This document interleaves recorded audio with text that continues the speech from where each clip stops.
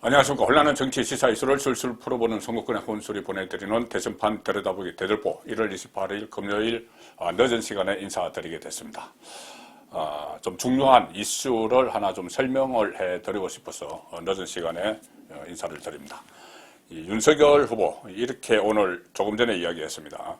양자 토론 통해서 제 모든 논란을 깨끗이 설명하겠다.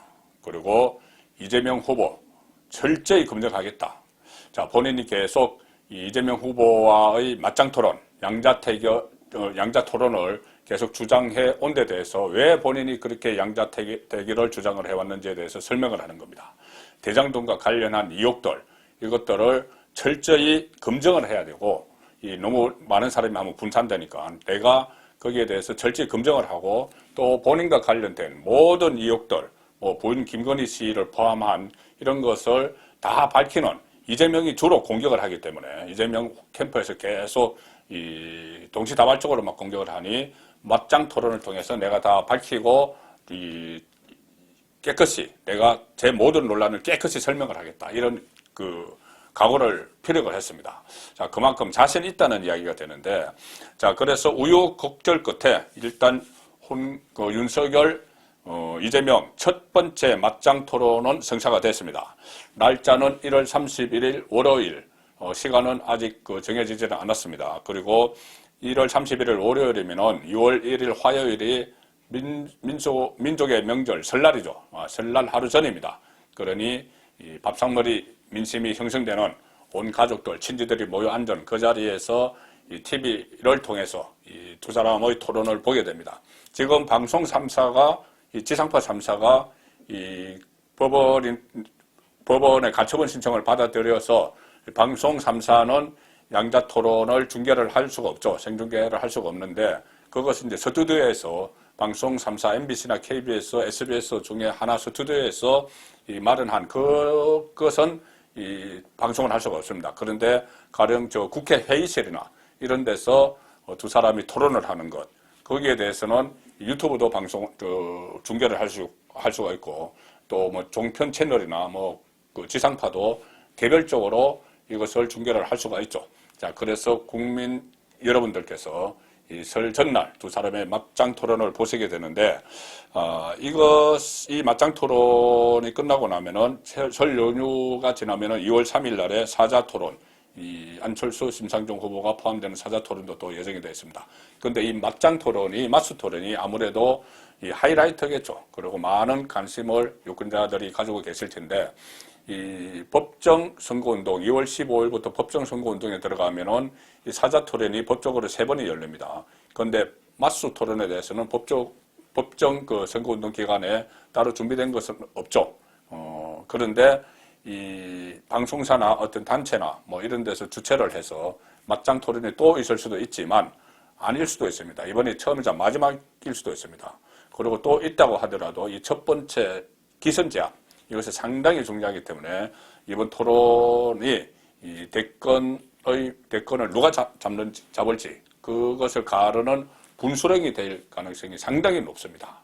자, 그래서 제가 오늘 늦은 시간에 이 설명을 드리고 싶어서 다시 여러분들 앞에 섰습니다. 앉았습니다. 이게 얼마나 맞수 토론이 중요한가를 제가 좀 설명을 드리겠습니다. 탄핵 직후에 치러진 2017년 대선 대통령 선거 때 이 TV 토론 변수가 그때 결정적이었습니다. 그때 출마한 사람이 문재인, 홍준표, 또 안철수, 유승민 이렇게 출마를 했죠. 그래서 이 사자구도에서 토론회가 있었는데, 동아시아 연구원이란 단체에서 조사 보고서를 하나 냈습니다. 뭐냐면은 2017년 대선 패널 2차 조사 주요 결과 및 평가 보고서, 여기에 따르면은 자, TV 토론이 끝나고 나서 이 4명의 TV 토론이 끝나고 나서 지지 후보를 바꿨다 이렇게 응답한 사람이 이 16.4%입니다. TV 토론을 보고 나서 내가 그전에는 다른 후보를 지지를 하고 있었는데 지지 후보를 바꿨다. 문재인을 지지하고 있다가 홍준표로 바꿨다. 안철수를 지지하고 있다가 문재인으로 바꿨다. 이렇게 바꾼 사람이 16.4%. 그리고 그 TV 토론 보기 전까지는 지지 후보가 없었다 이렇게 이야기했는데 없었는데 TV 토론을 보고 새로 지지할 후보가 생겼다.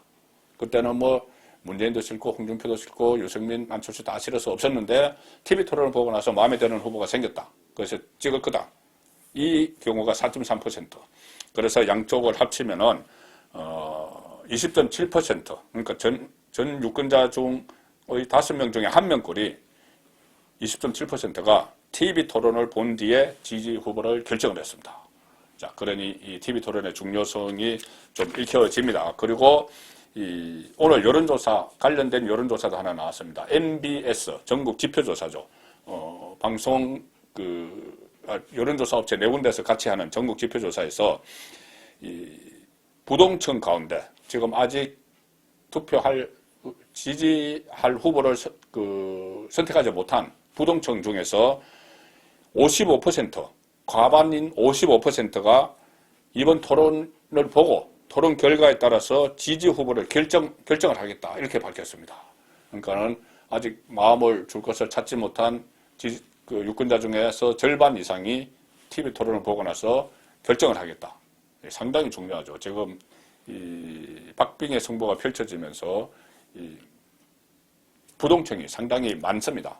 뭐 비호감 대선 이런 말이 나오면서. 근데 그 부동층 중에서 절반 이상이 TV 토론을 보고서 선택을 하겠다 했으니 상당히 이번 토론이 얼마나 중요한지 좀 짐작이 되실 겁니다.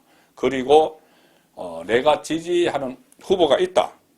뭐 윤석열이든 이재명이든 안철수든 심상정이든 내가 지지하는 후보가 지금 있는데 윤석열과 안철수의 TV 토론을 보고 윤석열과 이재명의 TV 토론을 보고 나서 토론 결과에 따라서 지지 후보를 바꿀 수도 있다. 이렇게 응답한 유권자가 33%입니다. 지지 후보가 있는데 TV 토론을 보고 나서 바꿀 수가 있다.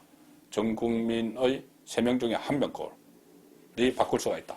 자, 이렇게 나왔기 때문에 상당히 이번 토론이 중요합니다.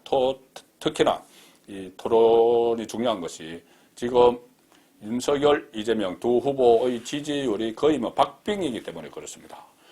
일부 ARS 조사에서는 윤석열 후보가 오차범위 밖에서도 앞선다 이런 여론조사 결과가 나오는데 어쨌든 이 전화면접 조사 같은 데서는 이 두 사람이 아주 박빙입니다. 오늘 한국갤럽이 발표를 했죠. 한국갤럽은 전화면접으로 조사를 합니다. 그런데 윤석열, 이재명 두 후보 지지율이 동률이 나왔습니다. 35%. 윤석열도 35, 이재명도 35.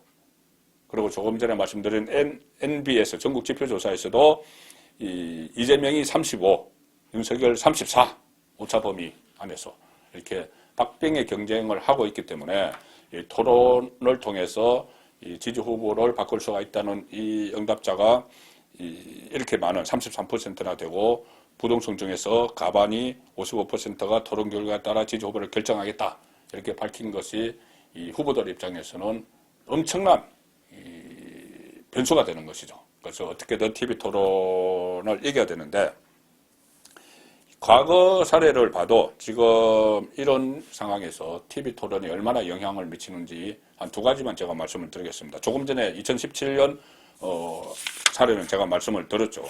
자, 1997년 그때 대통령 선거 15대 대선이었는데 그 선거 때부터 이 대통령 선거 후보들이 직접 TV 토론을 벌이기 시작했습니다.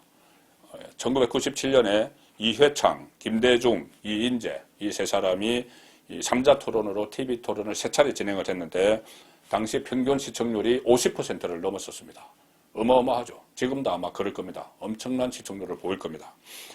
그리고 또 이 과정에서 이 DJ가 승기를 잡았죠. TV 토론을 하면서. 물론 그 전에 DJP 연합이라든가 아니면은 이해창 후보의 아들 병역 문제 이런 것이 논란이 됐습니다. 그것도 변수가 됐지만 TV 토론에서 또 그런 쟁점들, DJP 연합 같은 자리 나눠먹기 뭐 이런 논란도 있었죠. 그런 쟁점들, 또 이해창 후보 아들의 병역 문제와 같은 이런 논쟁거리들이 다 한꺼번에 다 올랐죠. TV 토론에.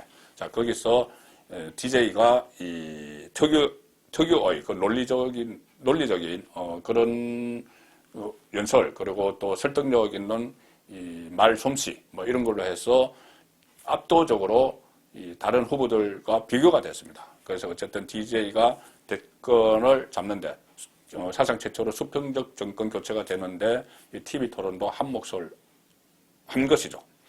자, 그리고 2002년 대선 때, 자, 이때가 정말 TV 토론의 진가가 발휘가 됩니다. 노무현, 직설적인 이런 합법을 구사를 하죠. 귀에 쏙쏙 들어가는 그런 합법을 구사를 하고, 임팩트 있는 말을 합니다. 그러니까 장인의 발치산 논란이 불거졌을 때, 그렇다고 내가 사랑하는 후보를 버리란 말입니까? 하는 이런 식으로 TV 토론에서도 아주 직설적이고 거침없는 표현을 써가면서 그때 당시 3위였는데 이해창, 정몽준, 노무현 이렇게 3위였는데 2위 정몽준과 단일화 협상을 하면서 단일 후보를 선정하기 위한 여론조사 이틀 전에 토론을 벌였습니다. 정몽준과 이 노무현이 토론을 벌였는데 거기서 노무현이 압도적으로 토론을 잘했겠죠. 잘했기 때문에 바로 3위 후보가 2위 후보를 제치고 단일 후보가 됐습니다. 그 이틀 후에 여론조사에서 결정이 됐죠. 그때 제가 한 번 말씀드렸지만은 노무현의 지지율은 17% 정도, 정몽준은 24% 정도 이런데 토론으로 제쳤고 그 다음에 본선에 진출해서 또 이해창과 또 TV 토론을 벌였습니다. 그래서 이해창 TV 토론에서도 이 어떤 행정수도 이전 같은 이런 정책 공약, 또 이해창 후보의 아들 병역 문제, 뭐 이런 것까지 다 통틀어서 논쟁을 벌여서 거기서도 노무현이 우세했기 때문에 결국은 대권을 잡는 그런 계기가 됐죠. 그래서 3위 후보가 2위를 제치고 1위를 제치고 대권을 잡는 데까지는 이 TV 토론이 상당한 역할을 했습니다. 대역전극의 발판을 마련해 준 것이 TV 토론이죠. 자, 그래서 이 TV 토론이 그렇다고 어떤 말을 잘하거나 현란하게 하는 달변 이런 쪽이 유리한 것도 아닙니다. 이 국민에게 이 토론을 하고 나서 남는 이미지, 그것이 가장 중요하죠. 어떤 말을 했는지 구체적인 것은 남지 않더라도 정말 진솔하다. 이 나라를 이끌 만한 그런 품위가 있다. 또 어떤 해박하다. 국가 현안에 대해서 이런 것들이 남으면은 그 TV 토론에서 이기고 결국 대권에서도 이길 수가 있는 것이죠. 실제로 2007년 같은 경우에 이명박 전 대통령이 TV 토론을 벌인 인물은 정동영이었습니다. 정동영. 자, TV 그 앵커 출신이죠. 뉴스 앵커 출신으로 아주 말을 잘하죠. 자, 그런데 그 말 잘한다고 해서 이 TV 토론에서 이기는 것도 아니고 대선에서 승리하는 것도 아니죠. 그때 이명박에게 정동영은 참패를 했습니다. 그리고 2012년 대선에서도 박근혜 전 대통령은 TV 토론에서 법률가 출신인 문재인 후보 그리고 또 이정희 전 통합진보당 후보 공격을 받았지만 그것을 잘 넘겨서 승기를 잡았습니다. 이정희 같은 경우는 심지어 박근혜 전 대통령을 떨어뜨리기 위해서 박근혜 후보를 떨어뜨리기 위해서 대선에 나왔다 이런 말까지 막 했죠. 가시도친 이런 막 공격이 있었지만은 그것을 잘 피해 나가고 적절하게 국민에게 국민 정세에 맞는 그런 답변을 해 나갔기 때문에 박근혜 후보가 대통령이 되는 그런 상황이 됐습니다. 자, 그리고 말 실수 이런 것도 변수가 되겠죠. 말 실수도 변수가 되는데 상황에 맞지 않는 말, 가령 예를 들어서 그때 2017년 됐을 때 안철수 후보가 문재인 후보에게 내가 MB 아바타입니까? MB 아바타입니까? 이렇게 뜬금없이 말을 했을 때, 물론 나중에 그게 다 이유가 있다고 밝혀졌지만은 갑자기 생중계 중에 그런 말을 하니 이게 SNS상에서 쫙 퍼져나가면서 상당히 안철수 후보에게는 어떻게 보면 큰 상처가 됐죠. 그래서 나중에 국민의당, 안철수 후보의 국민의당 대선 평가 보고서에서도 MB 아바타 발언이 폐인이다. 첫 번째 폐인이다. 그렇게 기록될 정도였습니다.